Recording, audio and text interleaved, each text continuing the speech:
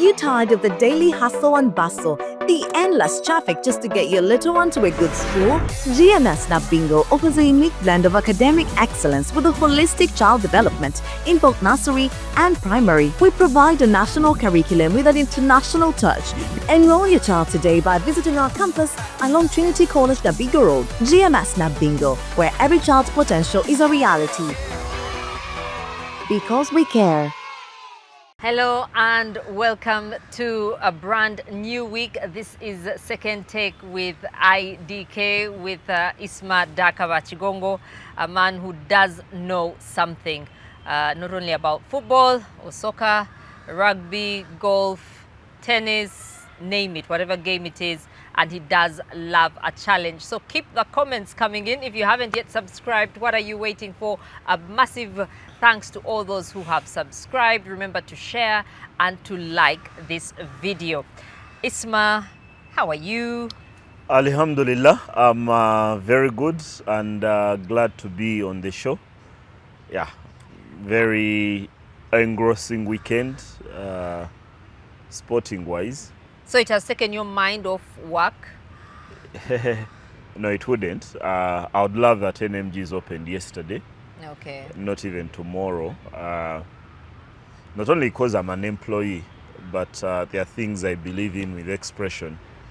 Yeah, that even when you don't agree with me, I think you raise your case rather than use coercion.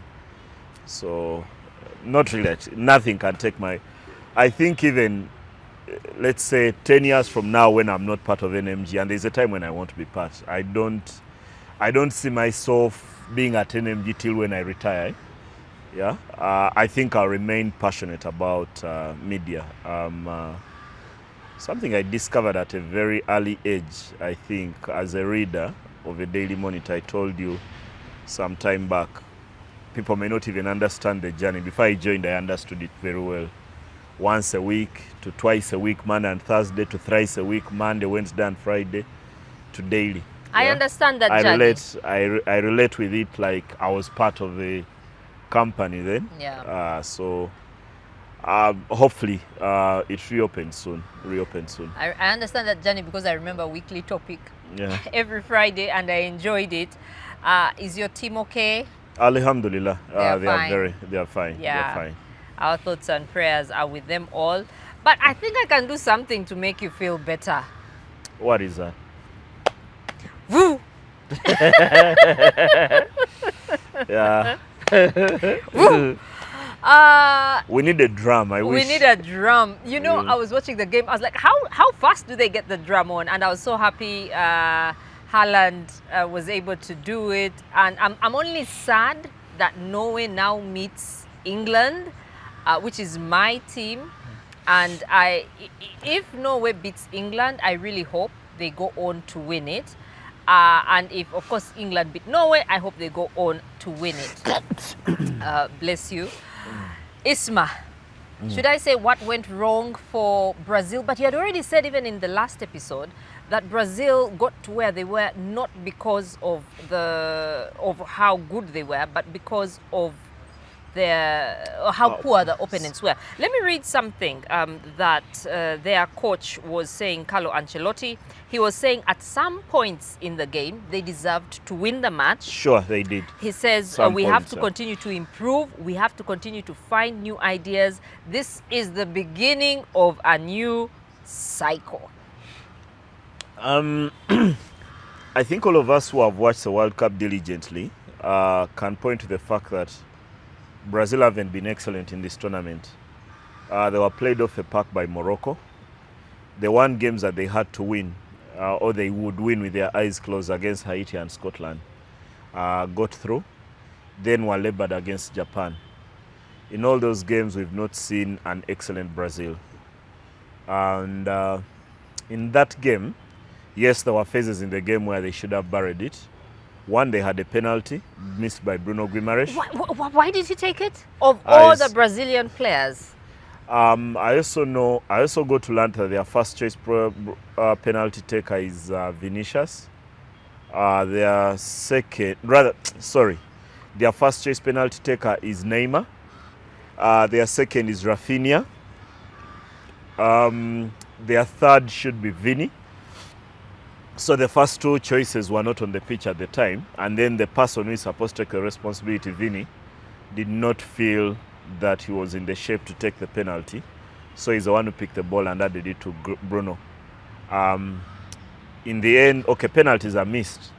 I only like the fact that he's part of the hierarchy.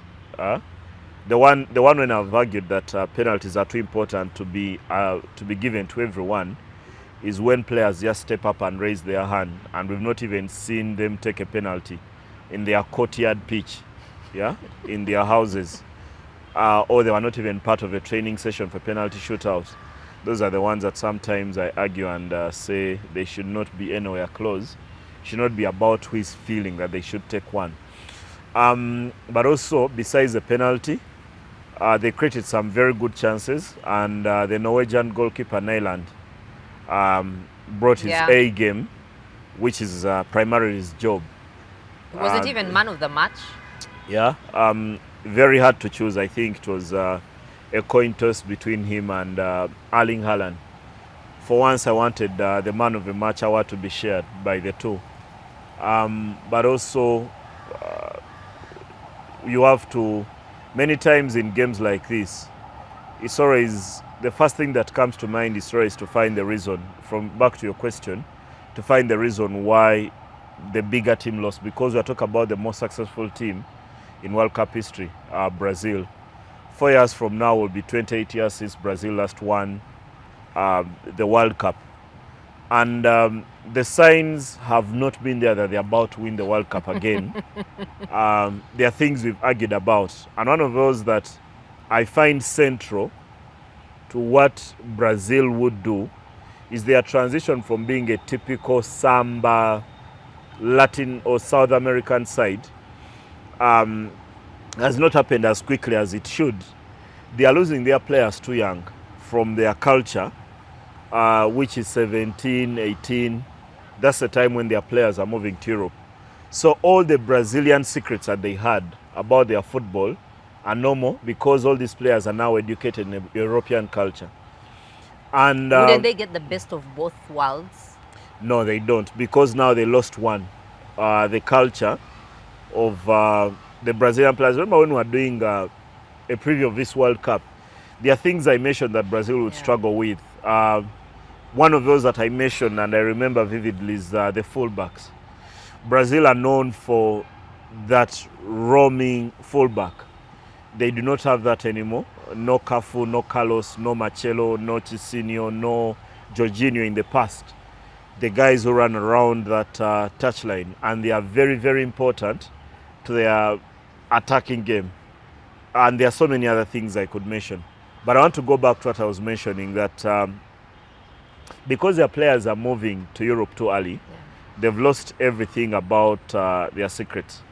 And I thought the biggest positive they could find from this World Cup campaign is hiring a European manager in Carlo Ancelotti. But even he's had very little time, I think, to mold the team into that European side. That's why, in the end, you see he mentions the word cycle right at the end. It's the start of a cycle. I think he needs about another 2-3 years in the job to master how these players are going to transit, and understand the way he wants them to play.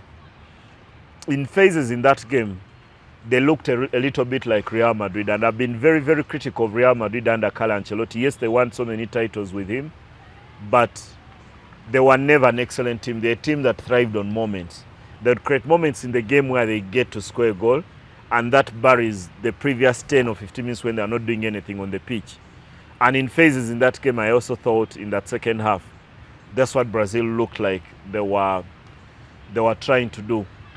The other thing, if you have to write their post-mortem report, that midfield I thought labored throughout the tournament. Right at the start, we mentioned how Ayoub Boadi outplayed them in the middle of the park. And the only player who looked a bit of the part was Bruno Guimaraes. Casemiro has clearly run out of legs to play at that level. Lucas Paqueta, who was the starter at the start of the tournament, was very poor. They found themselves playing Gabriel Martinelli as a central midfielder, the Arsenal winger or forward. And in that moment, I'm just screaming to myself, if the answer to Brazil's midfield question is Gabriel Martinelli, then you've got to change the question. The question is wrong. Yeah, because it cannot be the answer. So I also thought in that midfield area, they were largely played off a park. I think the many times they got joy was when the ball went into the wide positions to Vinicius and Ryan, and they could have a run at the Norwegian backline.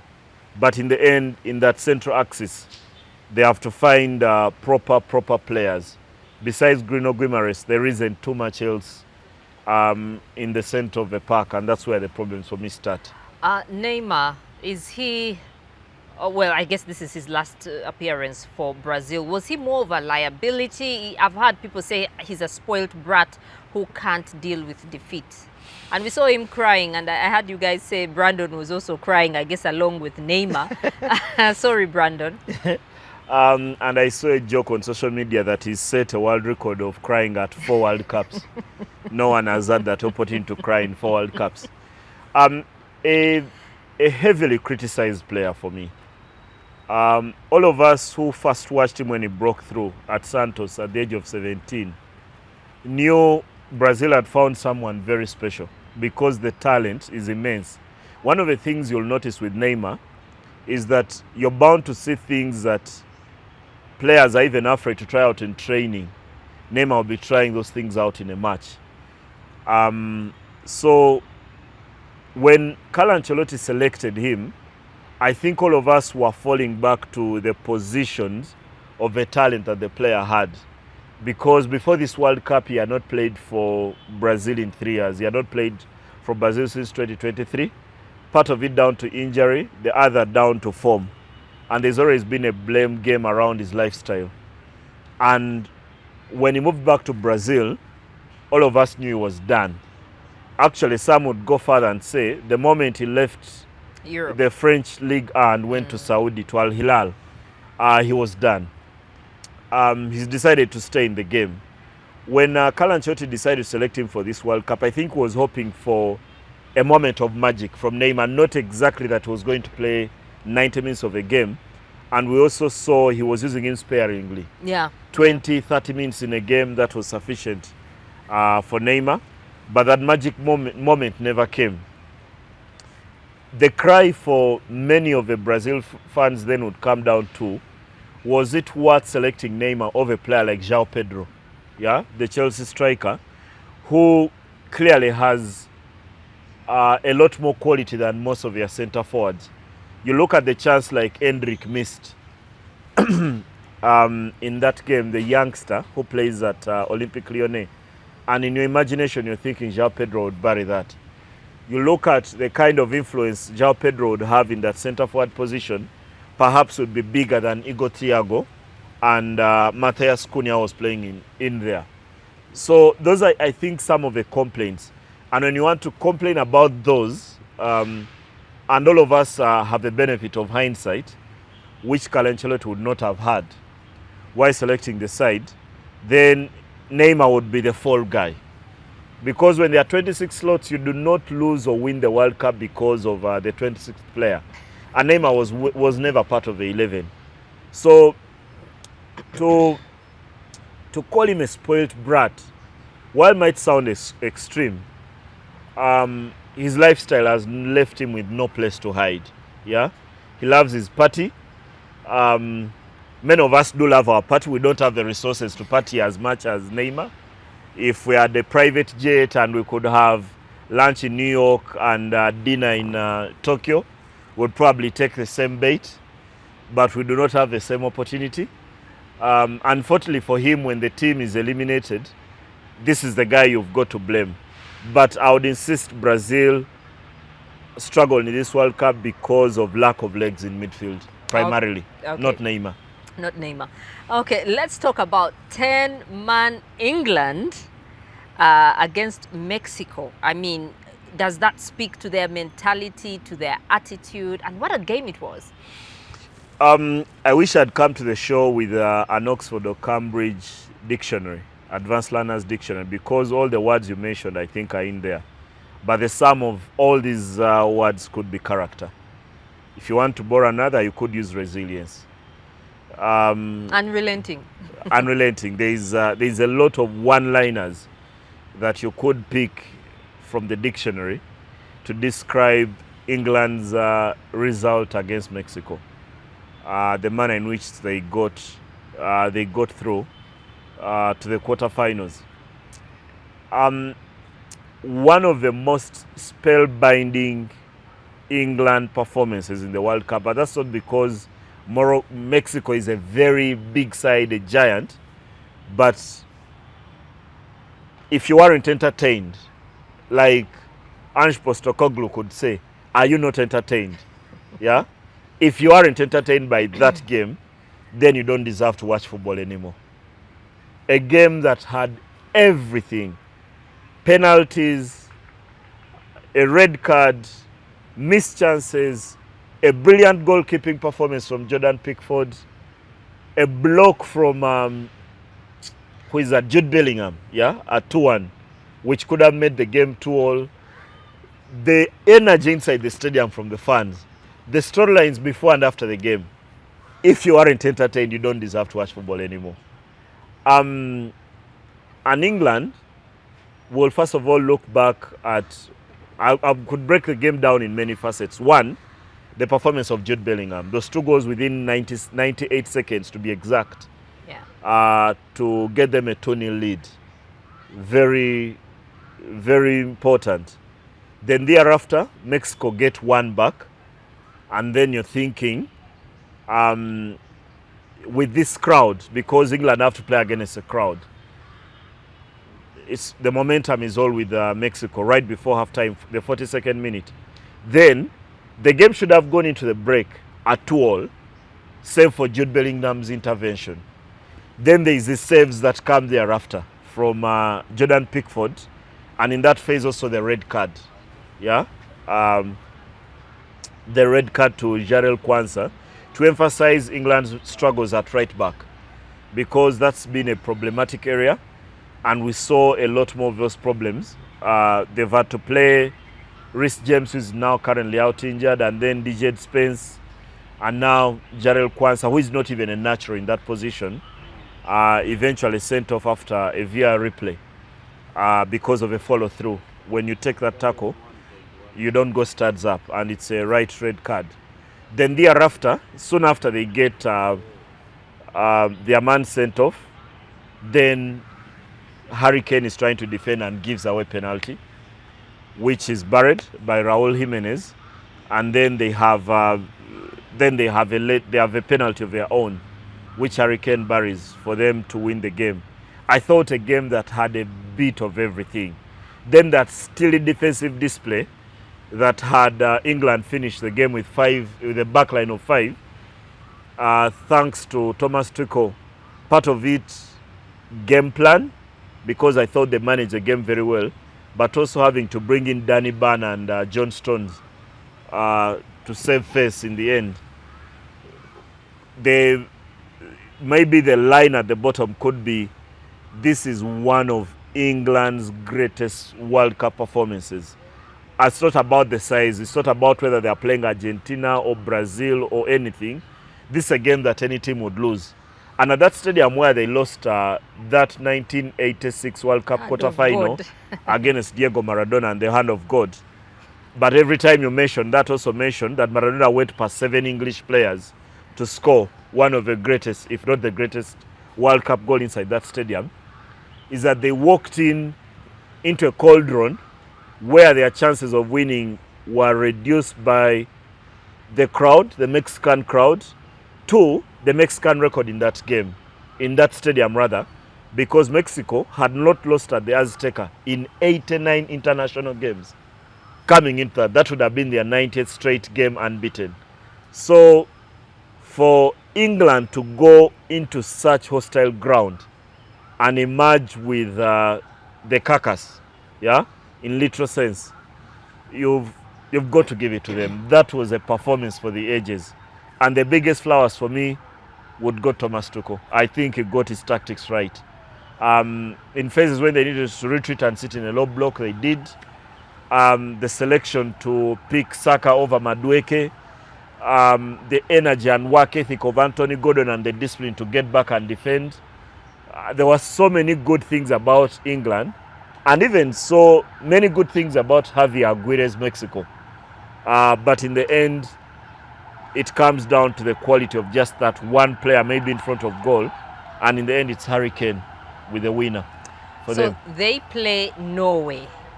After what you saw yesterday, who goes forward? I think England would still remain favourite.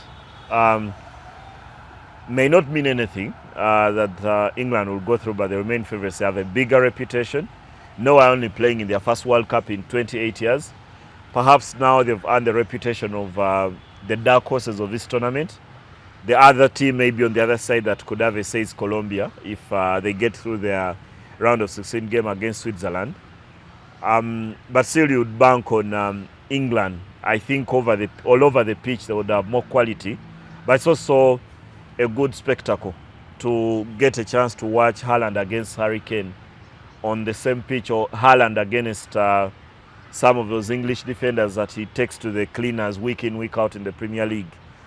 With the kind of numbers he's been able to collect at Manchester City. But I'll still pick England to make it to the semi-finals over Norway. But marginal game. For the mere fact that Norway score regardless of the opponent. When I've thrown around the numbers during their qualifiers, but just put it in perspective. During the qualifiers of this World Cup in Europe, Norway were the high scorers of all the European sides, and they scored 37 goals in 8 World Cup qualifying matches. That is an average of 4.6. Of those, Erling Haaland scored 16. 16 goals of the 37. So if you're looking for England to win, then you know they have to score more than once to knock out Norway in that quarterfinal. One goal may not be sufficient, because Norway somehow will find a way to score a goal. When you have the quality of Haaland, Gabriel might, if you look at that goal that he scored, the first one, predatory instinct. I think before the cross comes in, if you observe the replay, Gabriel actually steals an eye and knows where Haaland is. But he makes just one step and goes in front of him before burying that header. And then with the second, before Gabriel and Marquinhos even set up to defend, they're thinking they are containing him. He takes a snapshot and Alisson Becker is unsighted, and it's 2-0 in that moment. So, and I've argued repeatedly, you cannot walk into a game and say we are going to play against Norway. You're going to play against Norway and Haaland. He has to be a separate sentence, I think, for England in that game, in that quarterfinal. You know, there so many things are in my mind right now. You could say all of them. I could say all of them. Cough them out. I could cough them out. First of all, I saw pictures of Cape Verde returning home to a hero's welcome. I think I saw Vozinha give a short speech just thanking everybody for the love. And because we're doing so many shows, I'm trying to remember. I think we spoke. We haven't yet spoken about their loss to Argentina, have we? No, we haven't. We haven't. Wasn't that a fantastic game? And I was wishing, beyond all wishes, that they would, at least lose to penalties, because it ended in extra time. And penalties for some would be a lottery, so Argentina would have been even in bigger trouble. While Norway could be the story of the World Cup, the World Cup deserves more than one story. And the second story from this World Cup should be Cape Verde or Cabo Verde, playing their first World Cup and then going toe-to-toe with the defending champions of the tournament, or the 3-time World Cup winners, in the manner in which they did. Actually, in that game, they even scored the best goal of the night. Yes. Anthony Lopez Cabral. Who looked for his girlfriend. I think that distracted him. the equalizer for the second before he goes to run around to find his girlfriend. If she hadn't said yes, she's got to. No, but I felt that was a distraction. He was obviously looking for someone, and no, that was not. What's wrong with being distracted? If you're being distracted when by a you're woman. not winning the game, if you're being distracted by a woman, but how long? And we always distracted by a woman. How long are they allowed to celebrate a goal? I think it's 2 minutes now, but the ref will keep calling you back. 90 seconds or 2 minutes, yeah, for the celebration, and his teammates let him have his moment. And the world got to see his girlfriend. That's why I say if she hadn't said yes, if he had got her a ticket to come to the game as part of his manifesto, that was the final page of that manifesto. Now she's got to move in. She's got to move in. He doesn't have to find her anymore. But on to the game itself. What a performance from Cape Verde. We might have spoken about them getting through with only the 3 draws in the group stages, and they were supposed to be there for the beating. After this is Argentina and Messi. They were not supposed to compete, and the predictions could have been 3-0, 4-0, 5-0. And the moment Argentina get the first goal, then you're thinking no more service. Didn't they get the first goal in the second half almost? Yeah, yes. Then they also even after Cape Verde equalized, Argentina still go 2-1 up. But Cape Verde, I thought defensively was stellar when they needed Vozinha to be there, because there's also a mini match in the game between Messi and Vozinha. And for large periods, I thought Vozinha won that. Even if Messi scored a blind of a goal, not many players could bring that ball down in that angle and take it in almost one movement. Yeah, you have to be as special as Messi to do that. But all the other chances that he had, Vozinha was on top of him. And whenever you thought Cape Verde, now this is a moment when Argentina are going to win the game, Cape Verde had a response, and in the end, you felt Argentina were also too tired right at the end. They looked like a team that had played more than a game in just the 90 minutes. And in that moment, I've been on this show and said Scaloni can do no wrong. I think Argentina's substitutions for the game were very wrong, very, very wrong. They kept giving Cape Verde a chance when the team needed fresh legs on the pitch. But in the end, for me, one of the great games of the World Cup, not only this one, but in history for me, one of the great games. I could go back and compare this, not only the results, that game between South Korea and Italy at the 2002 World Cup, where eventually the Italians were knocked out. I thought this ran very, very close. In our lifetime, over this weekend, I think we've watched arguably England's best performance at the World Cup, but also we've watched one of the best performances of a minnow against one of the giants of World Cup, because Cape Verde are ranked 64th in the world rankings against Argentina, who are ranked in the top 3. Yeah, actually second only to France. Or actually top of, because coming the World Cup, Argentina won and France was second. And for them to show up and give that kind of performance is a reminder of a saying that goes something like, sport is an equalizer in life, yeah. in life, because perhaps there is nowhere these Cape Verdean goalkeeper players would ever be competing with Lionel Messi on the same pitch. After Lionel Messi owns everything you could want to own. The price of just one of those Argentine players, let's say someone like Enzo Fernandez, for whom Chelsea paid in excess of £100 million, could buy the entire Cape Verde team.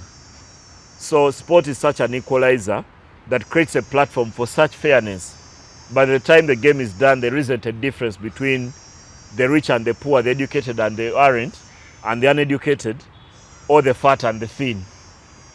That's how close the game was, and very, very enjoyable for everyone to watch for the neutrals. I think if we had another half hour, like 30 minutes, Cape Verde could have come back. I don't like to deal in ifs in sport. I could deal in ifs in so many of the other things. Yeah, I could I could argue that many times when you lose money, you think you should have spent it better. You use an if there, but in sport, maybe not. There wasn't so much between the sides, and Argentina very, very labored in the manner in which they got that result to knock out Cape Verde. But that's what the World Cup should bring. If this game was 5-0, then we can all listen to the sheer nonsense of Argentina were given an easier path.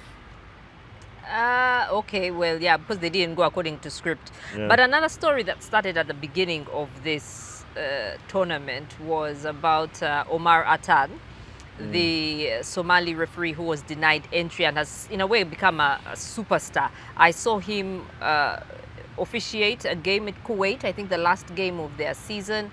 And then over the weekend, I think he was in Kenya promising to train referees. And one of your points at the time was that, you know, as a ref, you have to keep, you know, a low profile because who knows what will happen in the future and how you can be compromised. Yeah. Now, how you can be viewed. You may not even be compromised, but how you can be viewed. Okay.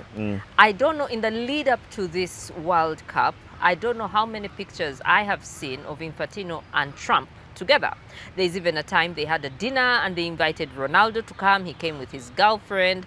And I say all that because of this huge controversial red card reversal that favors the United States, and there are reports that Donald Trump picked up a phone and called the president of FIFA.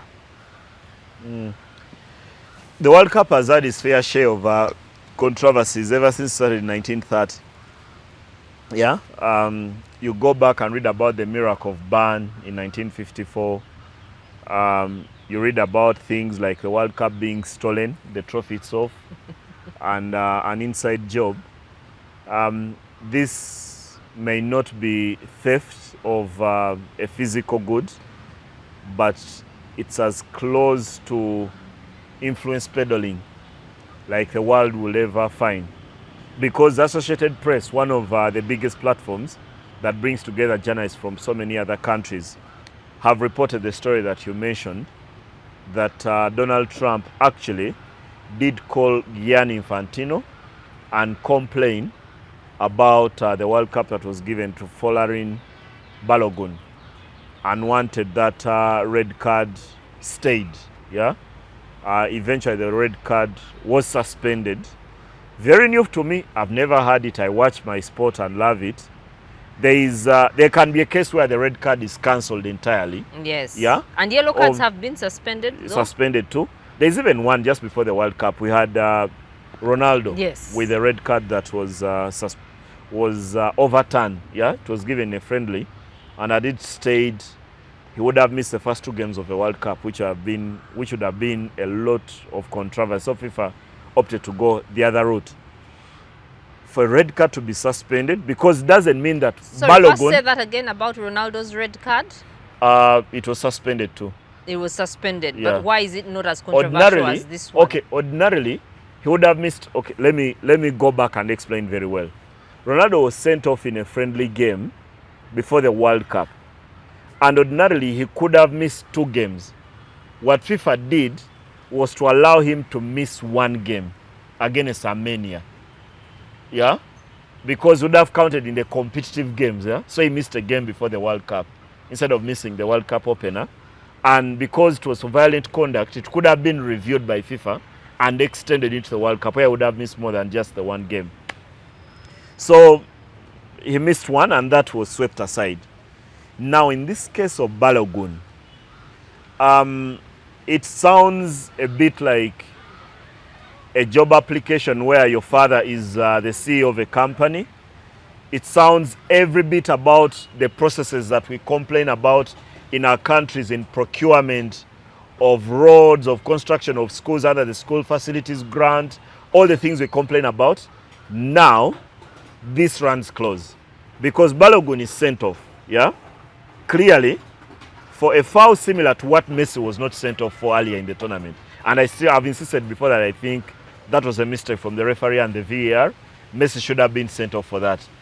Even if we look at, because we always have these reviews, and all of us complain a lot more because the game when they are slowed down, when the images are slowed down, often looks worse, even if the game is not played in slow motion.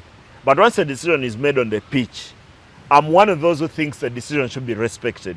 In the same vein, like I've argued, that Senegal should be African champions because there's a decision on the pitch. After that, we can all have debates and complain and be angry about the referee. But once the referee has made a call, yeah, Jean Ndala has made a call in Rabat that Senegal have won the Africa Cup of Nations, we should not then go inside the four walls to overturn that decision. What this looks like is similar to football games being decided in the boardroom and not on the pitch. Exactly. And that looks very, very bad on FIFA, that Donald Trump can pick a phone and call the FIFA president and complain about Balogun, and we've not seen even Trump at the stadium. He may come later, who knows? They promised that he'll be there at the closing ceremony on July 19th. He will hand out a trophy. Then he calls and the red card is rescinded. Yeah? And the FIFA are very good with their language, that they use the word suspended. That means that Balogun will miss games in future, but not this one when they are playing against Belgium.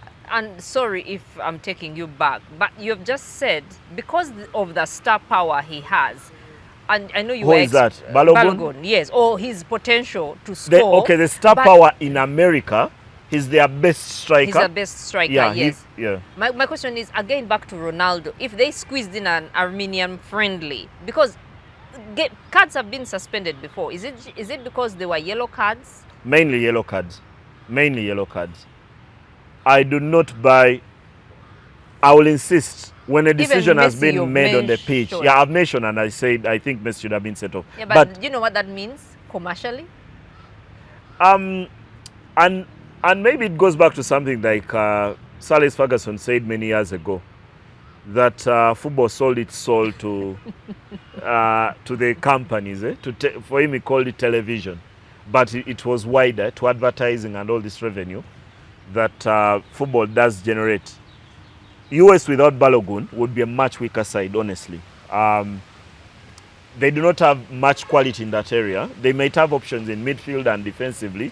They do not have as many options in that centre forward role when Balogun is not playing. So in that sense, they need Folarin Balogun on the pitch. But for FIFA to look deliberately aiding one team, yeah, because it's okay for us to sit here and argue that a referee made a call and we not agree with it. That I understand. But for a decision to be made inside a boardroom, yeah, but people are saying it was even the foul was also controversial. Balogun's foul, was it a clear red? Sometimes, and I've said it's very similar to Messi's. It is similar to Messi's because it's contact on someone's almost Achilles on the back, yeah, on the back of the heel. So there isn't much intention there to play the ball, or you're late, and sometimes you're being refereed on impact. And sometimes when they are doing the review, they look about serious foul play, injuring an opponent, that kind of impact. I think it's a foul. But the moment for me the referee gives it, I'll insist. The moment the referee gives it on the pitch, please do not go and sit with a cup of tea and G-nuts. Okay, Americans may not be eating G-nuts like we do. Pretzels or something. Whatever, with Pringles. Chips. If you're there with your tea and Pringles, then you're saying we are overturning this to allow Balogun to play. And I could understand if FIFA are having a review panel for all the decisions. Yes. All the decisions. And that they can have. Yes. Yeah, so that they can have. If they had it for this case. If they are having for all the decisions, that's fine. But for there to even emerge a report that the US president called the FIFA president and asked for him to intervene, yeah, a bit of Gambanogu, yeah. This is Gambanogu in a way that we can never understand. We cannot even relate. Because clearly he calls and says, go wangi. Yeah? And Isma, that's what I've told you before. I have felt Infantino, he didn't come out strong enough when Omar Atan was suspended. And that's not even the biggest decision that FIFA and Infantino have had to take. But that just shows that's not even the biggest decision. He's very close to Trump. There is a time when he was being accused of being very close to dictators. Is Trump one? The American system cannot allow him to be a dictator. Remember, just recently, he had made that executive order ruling that not all children born in the US are guaranteed US citizenship. You know, the Supreme Court overturned that recently on a vote of 5-4. But there's been accusations for a very long time that Infantino has got too close to Trump, who is the easiest person to criticize in the world because he gives you something to criticize every single night. If you go to his handle on Truth Social, or if you watch CNN, you'll always have an interview. They're too it's close very for easy comfort. And when FIFA did launch the Global Peace Award, not too long ago, it was handed out on the day of the World Cup draw.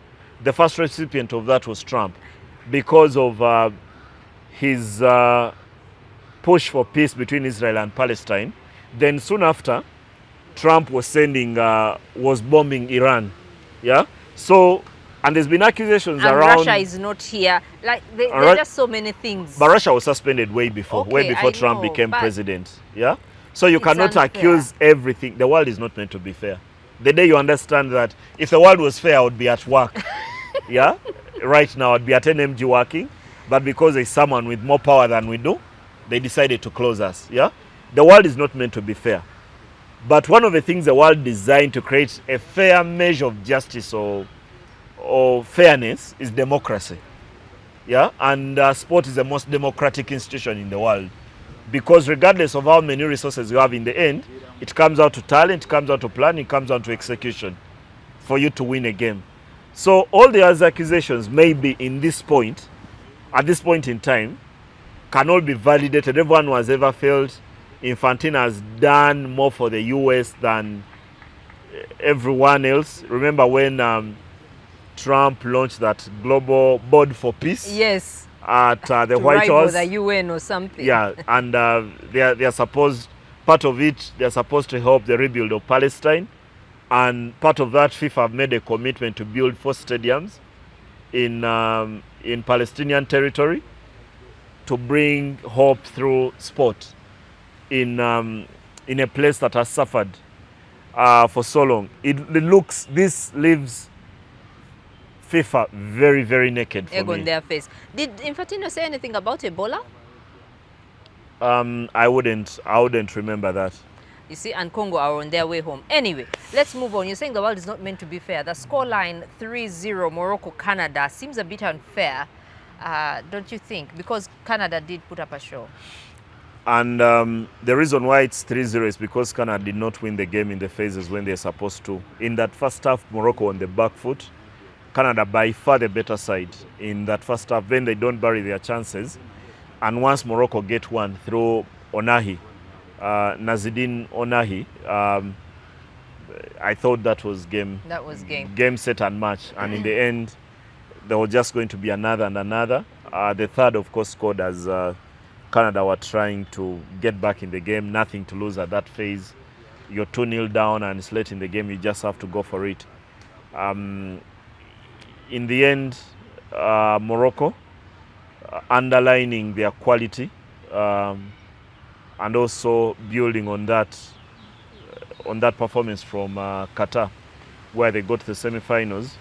All of us are thinking the minimum, I think, for them in terms of success is that semi-final.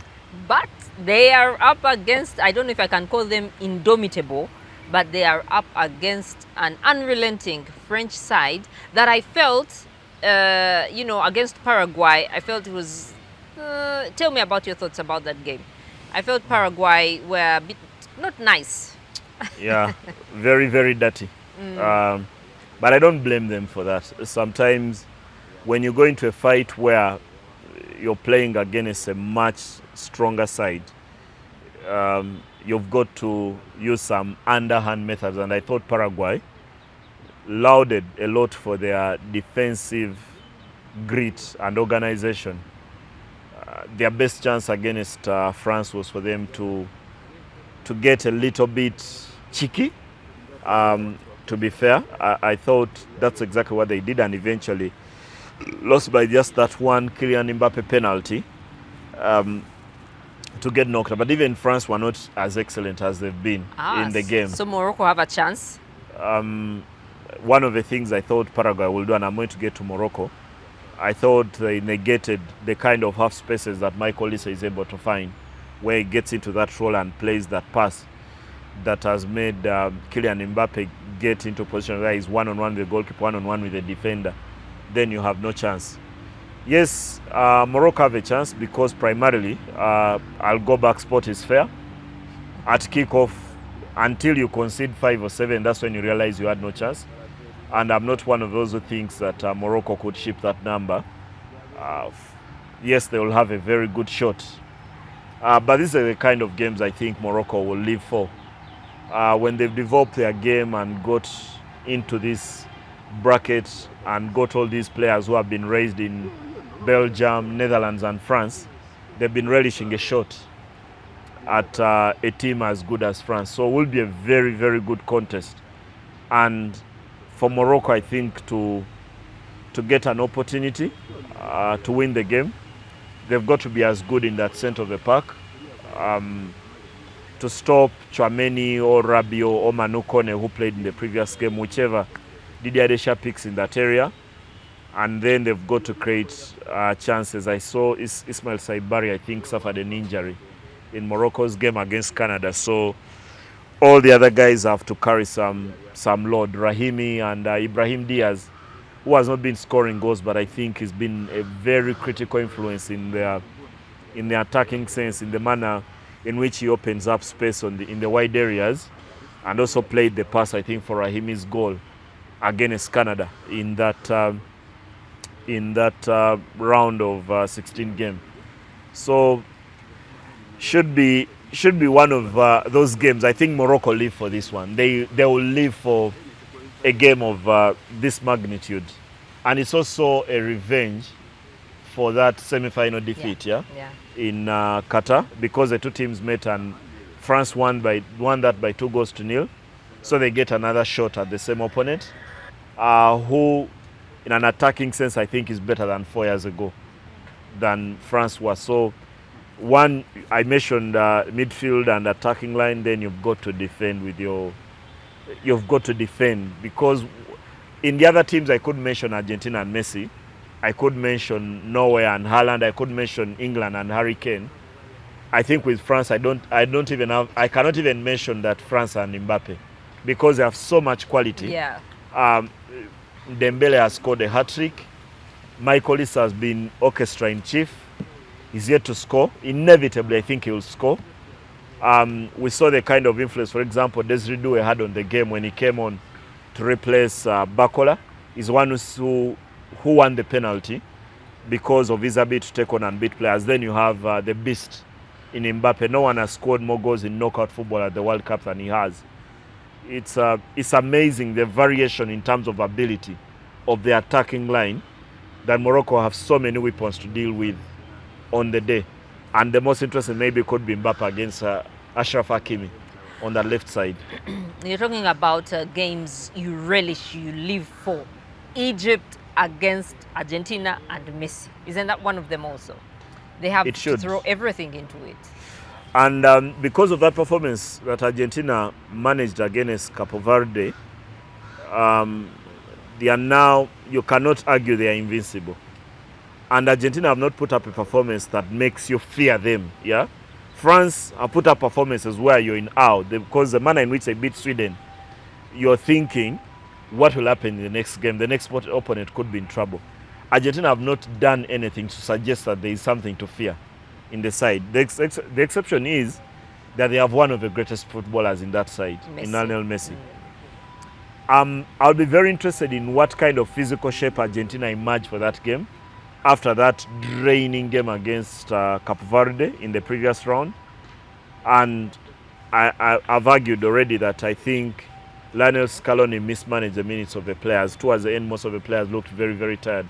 How much in terms of recovery are they going to be able to conjure up before that game against Egypt? Egypt, out of where they've ever imagined, they only won their first knockout game in the previous round to get this far. That game against Australia, they've been solid, defensively for large periods. They've not created too many chances, but when they have, besides Mohamed Salah, they found someone who has been very consistent. I think Mohamed Ashour Yeah, he scored more than a goal in this World Cup, and he hasn't had to start every game. So it could be very interesting depending on what kind of Egyptian side shows up.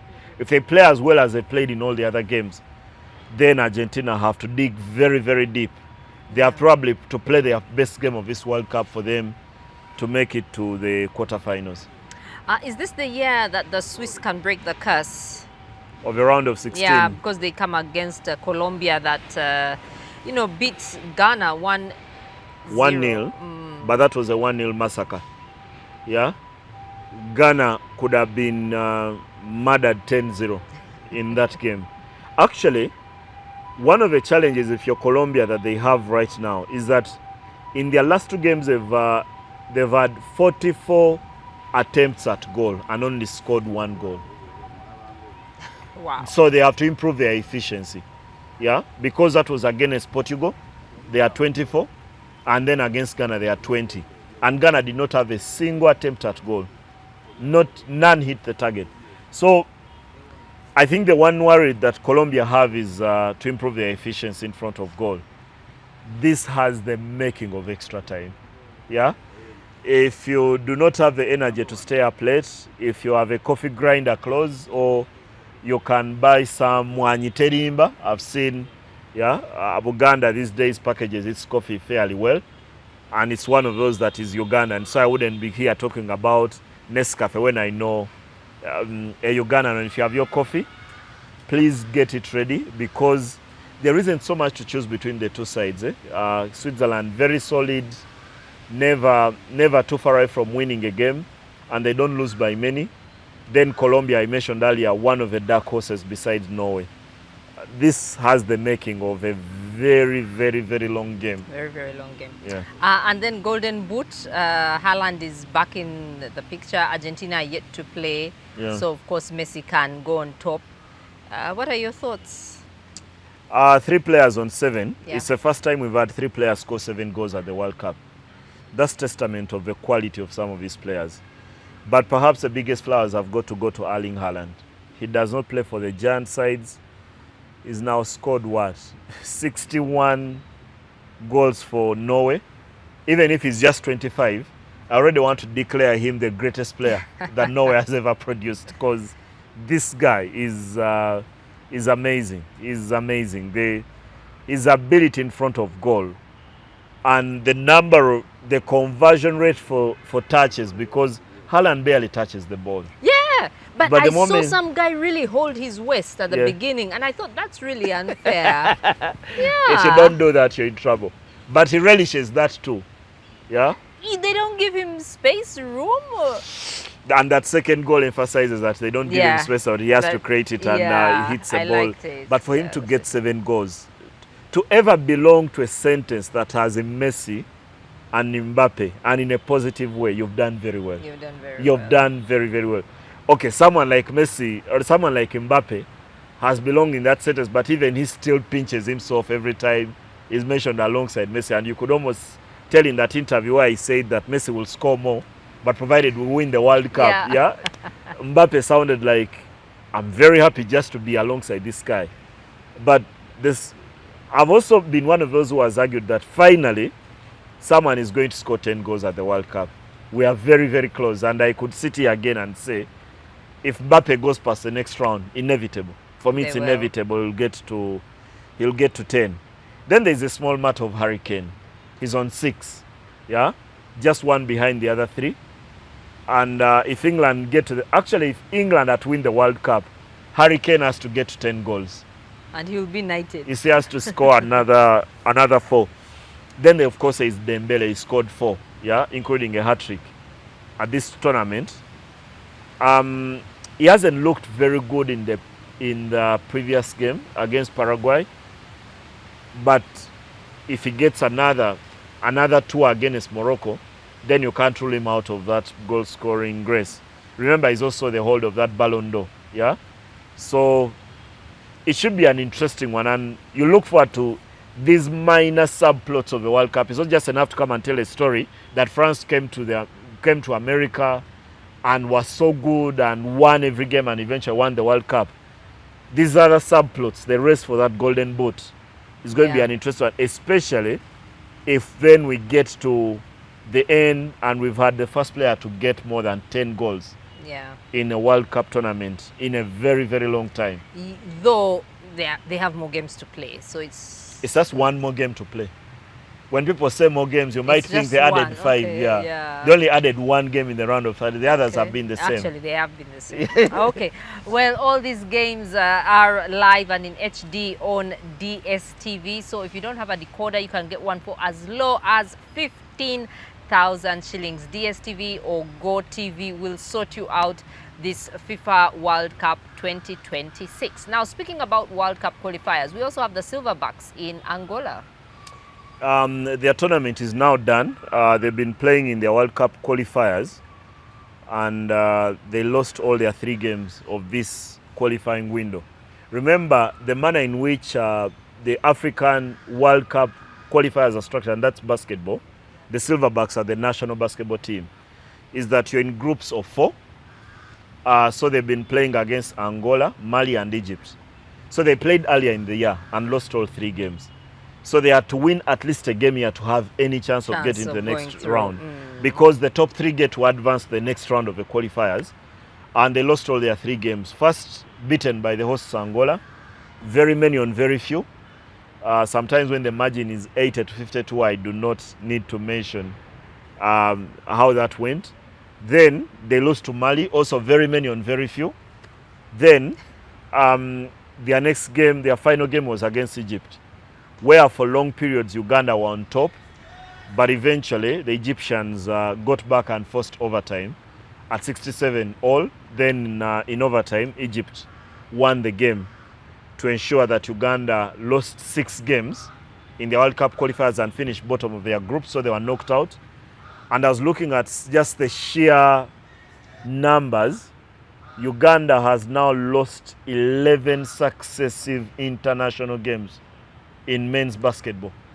11 in a row. That emphasizes how Even far when- off we are. When we have our dictator here, does that mean they are a big fish in a small pond? Largely so. And I feel sorry for Ugandan basketball and the federation here, because they had invested heavily in trying to get the team to this level. With some of the players they brought in, the brothers Kaluma and Adam Seiko, and then you had brought in Brandon Davis and Ishmael Wainwright. None of them is playing for the team currently. Arthur Kaluma is currently playing in the NBA Summer League as he tries to get a proper NBA contract, which he hasn't yet got. Yeah, with the LA Lakers. He's been playing in that Summer League. Ishmael Wainwright is working out his life, I think, elsewhere. Brandon Davis has not played for Uganda in a very long time. So they are having to deal with having to largely play the players who are playing here, who at that level are not the same quality. Yeah, when you're getting players from this league to go and play at that level, it's not the same. It's not the same kind of product that you're going to be able to get. And the team has gone backwards, I think. And how they stem the flow or the slide is going to be critical in the next few years to see whether the Ugandan basketball can get back to that competitive level that they were qualifying for the AfroBasket and making it to the quarterfinals. Those are now tales that can only be told a few years ago. The team has gone back in terms of results, and regaining the competitiveness to win again is going to be very, very difficult for them at this stage. Oh, that's sad. Those numbers are very scary, all those losses. But someone who has come out of a drought is Leclerc in Formula One. Leclerc at Silverstone. But Kimi Antonelli, not so good for him. He's losing more points. And there's that controversial safety car. Yeah, right at the end. And eventually, also bigger controversy in the manner in which Lewis Hamilton escaped a penalty. And then also the manner in which he lost second place towards the end to George Russell. because Silverstone was packed. When the other week, when Mercedes was saying that they've seen enough to suggest that the Ferrari will be back, and Hamilton ran them close, then and also won the sprint the other week, yeah, and won a race the other week. Now this is testament to that Ferrari are back not only as a competitive car, but also a car that is able to deliver results, because they won at Silverstone, which is the proverbial home of Lewis Hamilton.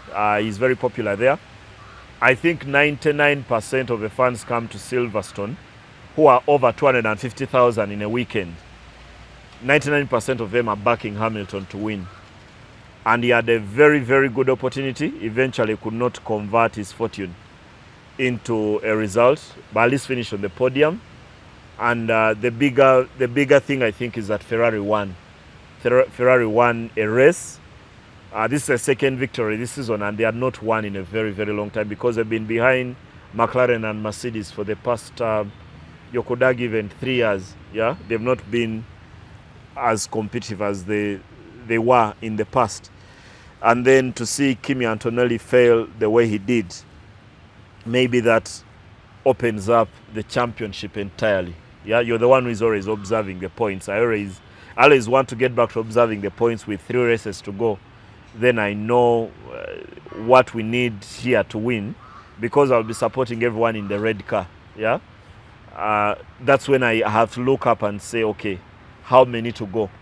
But with Antonelli losing points the way he was, you wish Lewis Hamilton had won the race.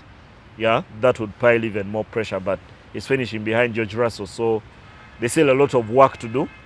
But in the end, like you mentioned, that controversial safety car at the end, that also allowed Lewis Hamilton actually to pit, yeah, during that safety car, and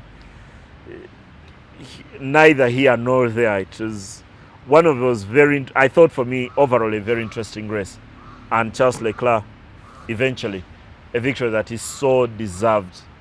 A boy who has been there with Ferrari for a very, very long time hasn't won as many races as the belief that Ferrari have in him. Okay. Let's still keep it in London, because we have Wimbledon, which is ongoing into the final week. I think there have been quite a number of upsets in the ladies, in the female Isn't side. Iga Swiatek also out? Yeah. Yeah, I need. She is out. Yeah, she's out. I think one of the biggest games to happen this week should be Naomi Osaka against Sabalenka. Yeah, because the news has been dominated largely by Novak Djokovic. Yeah, he's broken that record. He's broken that record of Roger Federer of most victories at Wimbledon, because last week he did equal it at 104, 105. Now he's broken that by moving into the second week. But he hasn't been, while he's been the biggest storyline, most of, I think, the players that expect to be part of it on the men's side of a draw are still part of it. You expect the French Open winner, Alexander Zverev, of course Djokovic, as he pushes for that 20th Grand Slam title. Then, like we mentioned, Yannick Sinner, the world #1 and defending champion. He's also still part of the tournament. But, like you mentioned, it's on the women's side where the giants have been falling. Yeah. So there is Naomi Osaka against Mukova. I think that quarterfinal is scheduled for Tuesday this week. Then one of my favorite players, Jessica Pegula, born to a very rich father, plays Coco Golf in one of the other games. But like you mentioned, yes, Iga Swiatek is out of the tournament. They dubbed the Queen of Clay and favorite for so many of the tournaments that she's going to walk out to play. And Naomi Osaka actually did knock out Sabalenka to get this far. So I even struggle to pick who should win amongst the women. Maybe later on in the week, when do our next show, then we'll be able to make a pick on the girls who will be left in the draw. Yeah. Let's talk about the transfers, and I think we can start with the French players, Olise and Barcola. What's happening there? This morning I saw a report that Real Madrid are willing to pay in excess of 188 million pounds for Michael Olise out of Bayern Munich. And they are denied it. They are denied it the other week. Okay, this speculation, not exactly as a statement from Madrid, yeah, that they are willing to pay in excess of 188 million. And my immediate reaction was, sell. If you're Bayern Munich, I think you'd sell. However, Bayern have said not at any price are they willing to get rid of Michael Olise. And he has no say in it. What Madrid have always done is they go and turn a player's head, yeah?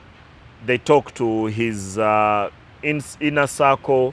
They've even become very innovative in doing that to the extent that they have even, I believe they talk to players who have 2 years to run on their contracts, the Trent Alexander-Arnolds, the Ibrahima Konates, and these players refused to renew their contracts. The same they did with Kylian Mbappe when he walked out on PSG. Then these players do not renew, then they get them as free agents. What they've always done is to turn players' heads. And I think they are trying to do that with Michael Olise. He would still have a say. You still have to make a choice whether they want to stay at Bayern or go to Real Madrid. But normally what players will ask themselves is what is there to achieve at Bayern that they haven't. Maybe they want to deliver a Champions League title and that kind of thing. When Bayern won in 2020 during COVID, Michael Olise wasn't their player yet. Maybe that's what is left for him to do because they can still win the Bundesliga. Yeah. With him part of the side. Maybe that's no longer an ambition. This smells as something that will go on for most of the summer. And eventually, it's going to come down to what Michael Olise wants to do. If he goes and tells Ben that he wants to go, they might have to take the money, maybe 210 million pounds, which wouldn't be a very bad deal for him. Then reports also very unclear on the future of Bradley Barcola. Remember, there was a report recently that Yan Diomande had agreed to join PSG, which would ensure that maybe they have to get rid of one of their players in that front three. And the weak link there has been Barcola, the one who has been linked with a move away from the club. And some of the money that is being quoted is 90 million pounds, which I think would be too much for him. But I think if a club presented a project where he goes and becomes a centerpiece of that club and not an additive like he is at PSG, I think he would really consider it. He would really consider it. Then it's about negotiating the right price with PSG. So the clubs that are heavily linked with him include Arsenal and Liverpool, who would have to pay in excess of 90 million pounds to get him. Yeah. Tonali to Spurs? I think Spurs are going to buy everything. They've already signed 5 players, and the kind of money that is being quoted, because they've signed 2 midfielders in that midfield area, that is Matheus Fernandes and Sandro Tonali. And for Tonali, they are paying close to 100 million pounds for him, because they are paying 92 and then 7.5 in add-ons as they look to get back into the top positions in the league. They haven't been part of a Champions League fight in the recent past, and they've spent the past 2 seasons fighting relegation. Yes, they were in the Champions League, but not in a fight. They're not in a proper fight in Europe. So, and I've seen a report that they're actually willing to spend even more. To imagine that they paid 85 million pounds for Matheus Fernandes from West Ham, and are going to pay nearly 100 for Sandro Tonali, and they're not closing their checkbook. It's Spurs. They've gone gaga. They've gone crazy under Roberto Di Zerbi with the amount of money they are willing to spend. Check. Yeah. Let's talk about the Forest coach. The owner of Nottingham Forest is a very crazy man, Marinakis. And I mentioned here, he's a man who runs a shipping. He owns cruises on the oceans, which are not cheap to build. So they got rid of Victor Pereira, the coach who saved them from relegation, and he has previously mentioned that he can have a job forever.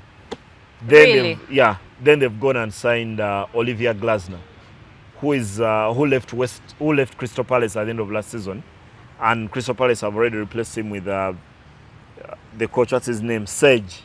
Came from France. We'll wait to see how his team sets up. So they brought in Olivier Glasner as their coach. the German who did a commendable job at Crystal Palace, including winning the FA Cup and then winning the Europa Conference League last season. I think now, after all the development that Nottingham have had, Marinakis feels now they need to win some kind of title to soothe his ego. So that's exactly what they've done with Glasner. Hopefully, we see all these ingredients of especially organization, which is one of the things that you expect from an Oliver Glasner team. And Nottingham Forest have been between either being very organized or being very poorly organized or out of shape. And that's something maybe Glasner is going to bring to the side. Okay, let's talk about Maresca and what issue there is there. Some issues with the unveiling. So, at his unveiling last week, Enzo Maresca won me over by being a very honest coach. He said that one of the reasons why he was sacked by Chelsea...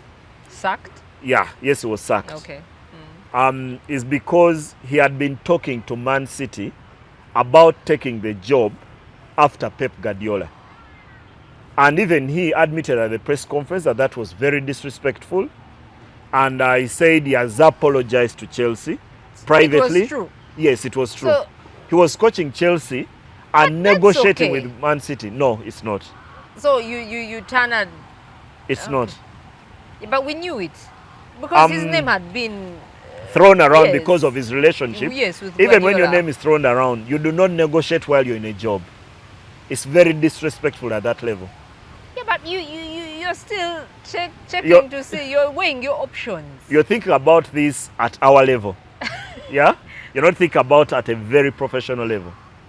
I thought coaches and players at that level lie about everything. Exactly. That's why we shouldn't be too surprised about PSG. And So that Real Madrid. Maresca came to a press conference and actually admitted and said, I made a mistake and I've apologized to Chelsea privately, and I apologize to Chelsea now that I was talking to Man City while in a job. And that's why I think they had that very high ceiling, to the extent that Maresca is paying his own compensation to Chelsea. 17 million pounds, which would have been paid by Man City for him to leave Chelsea and join City. He's Get paying that his out of your own pocket. compensation. But Yeah. of course, it's going to come from City. No, it's I going mean- to come from his own money. Yeah, but I mean, he will earn it, okay. He'll from earn it City. back. Yes. Because he already has a 17 million pounds from the time he's been coaching. So he's paying his own compensation to join City. And for me, some of the things these white people do, I'm always amazed. I'm always thinking. why even And I want to use admit? even the race. Eh? Why admit? Was 'Cause he's there- honest. Was there In a win world or where- was there In a evidence? world where no one is honest, Maresca is. Okay. Yeah. Okay. Have we spoken about Dumfries and... Yes, Dumfries confirmed over the weekend as joining Real Madrid from Inter Milan. Had a very low release clause, I think in the lower 20 million euros. Another addition in terms of experience Yeah. for Jose Mourinho. That's one of the things I've loved about how Real Madrid are doing their business. We haven't actually talked about Jose Mourinho. We did. We did. We did some weeks Okay. back when you... But there were still rumors. No, but it that's- was... At the time, it was nearly confirmed. Okay. Yeah. Okay. So they're signing a lot more experience than a lot of the young players because they know to catch up with Barcelona in terms of the league. They've needed a bit of experience, and they're not signing 19, 20-year-olds with potential. They are signing largely finished articles, and it brings a lot of competition for Trent Alexander. And remember, they do not have... They've had one right back. Danny Carvajal has left the club after last season, so they've had only Trent. So now he faces competition from Dumfries, who has looked tailor-made for a back three formation playing as a wing back. It would be very interesting to see him lining up in a back four and he's just a right back and not a wing back. It would be very interesting to see him in that kind of setup. We've seen him play there for Netherlands, but of course national team football can be a lot slower many a time. So good move, I think, for both parties, for Dumfries and for Real Madrid. Okay. And finally, this one I don't think we have talked about. I believe it's confirmed. Jurgen Klopp to coach Germany. Yeah. First broke, I think, on in the aftermath of Their poor performance. their poor performance at the World Cup, there was a report that the German FA would meet Julian Nagelsmann, which meeting happened in America, and was told to leave. Yeah, it was asked because the Germans are very gentle with the way they do their things. They didn't choose to sack him. They asked him to consider his position. And after 3 days of the elimination from the World Cup, he did consider his position and decided to resign. Then, while that was happening, the German FA president was very clear in an interview where he said they would want to have Jurgen Klopp in the job. And he happened to be in America. Yeah, and they spoke to him, and Jurgen Klopp is willing to take the job. They haven't yet announced him, but all parties are willing to work together. You know, for men like us who have had the opportunity to hit on girls, when she agrees to come to a date, then you pull out your fist and you know you're making movement. Because many times she'll say, I'm busy, my chicken is sick, yeah, my goat is in hospital, that kind of thing. My cow did not give me milk this week. So they find reason to stand you down. Which village girls are those? Yeah. they find reason not to come. Now, in this case of Jurgen Klopp and the German FA, is two parties that are willing to come together. So you invite her to the big dance, and Jurgen Klopp says, I'll come to the big dance. Isn't it interesting that he happened to be in America? Do people for television. Oh, okay. But there's always been someone that German football has wanted to give that job. Even before Jurgen Nagelsmann, even before he joined Liverpool, when he took that sabbatical after leaving Dortmund, which sabbatical he had taken in June, and then Liverpool forced him out of that sabbatical in October of 2015. Still, even at that time, German wanted to hand him the job. And he said no. And he said he wasn't ready.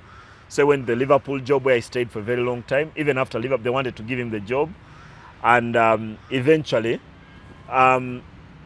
this is, you could say it's a match made in heaven. Yeah, it's not a marriage of convenience. Both parties have wanted to work together for a very long time. Now the connection is going to happen. In the next few weeks or a month or so, Jurgen Klopp will be confirmed as the coach of the German national team. Yeah. He's a plus. He's a plus. Yeah. Okay. So that's all we had for you today on Second Take with IDK. Remember, all the football we've been talking about can be watched live and in HD on DSTV. Everything else, as they say, can wait. It's been entertaining. We still have, I think we're more than halfway now with the games that are left. So go get yourself a decoder for only 15,000 shillings. That's the lowest you can get, and enjoy all the scintillating football we have. That's it. Do take care of yourselves. Bye-bye. Are you tired of the daily hustle and bustle, the endless traffic just to get your little one to a good school? GMS Snap Bingo offers a unique blend of academic excellence with a holistic child development in both nursery and primary. We provide a national curriculum with an international touch. Enroll your child today by visiting our campus along Trinity College, Bingo Road. GMS Snap Bingo, where every child's potential is a reality. Because we care.